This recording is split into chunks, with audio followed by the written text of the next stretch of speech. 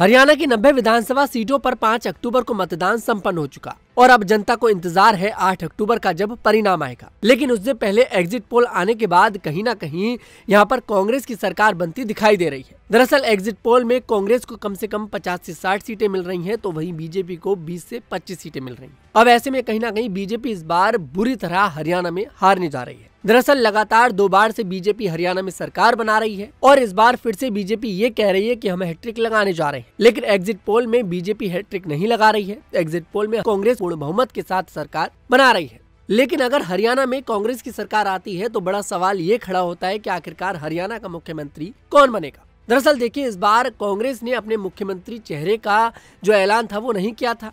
हालांकि देखिए, यहाँ पर जो कयास लगाए जा रहे हैं वो यही लगाए जा रहे हैं कि अगर हरियाणा में कांग्रेस की सरकार आई तो भूपेंद्र सिंह हुड्डा को ही मुख्यमंत्री बनाया जाएगा।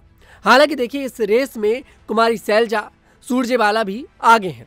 कुमारी सैलजा का एक बड़ा बयान एग्जिट पोल आने के बाद सामने आया है। दरअसल कुमारी सैलजा ये कह रही हैं कि मैं मुख्यमंत्री की रेस में आगे तो हूँ और मैं रहूंगी, लेकिन यहाँ पर मैं दावेदारी नहीं करूंगी। कुमारी सैलजा ने यहाँ पर स्पष्ट कर दिया है कि अगर पार्टी मुझे मौका देती है तब तो मैं यहाँ पर जो जिम्मेदारी है प्रदेश की वो संभालूंगी, लेकिन मैं यहाँ पर पार्टी से दगा नहीं करूंगी।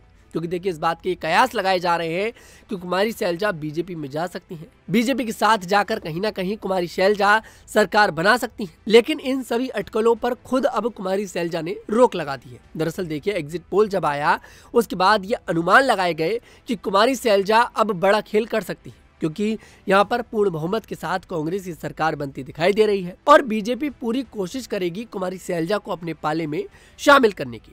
और अगर कुमारी सैलजा बीजेपी में जाती हैं तो कहीं ना कहीं कांग्रेस के लिए मुश्किलें खड़ी होती दिखाई दे सकती हैं। ऐसे में कुमारी सैलजा का ये बयान बेहद ज्यादा महत्वपूर्ण है कि मैं मुख्यमंत्री की रेस में तो हूँ, लेकिन यहाँ पर मैं दावेदारी नहीं करूंगी। ऐसे में कुमारी सैलजा बिल्कुल स्पष्ट कर रही हैं कि दावेदारी वो नहीं कर रही हैं, लेकिन पार्टी मौका देगी तो कहीं ना कहीं वो पूरी तरह से जिम्मेदारी को निभाएंगी। अब देखना यही दिलचस्प होगा कि आखिरकार कल जब परिणाम आएगा, यानी कि 8 अक्टूबर को जब परिणाम आएगा, तब किसकी सरकार बनती है।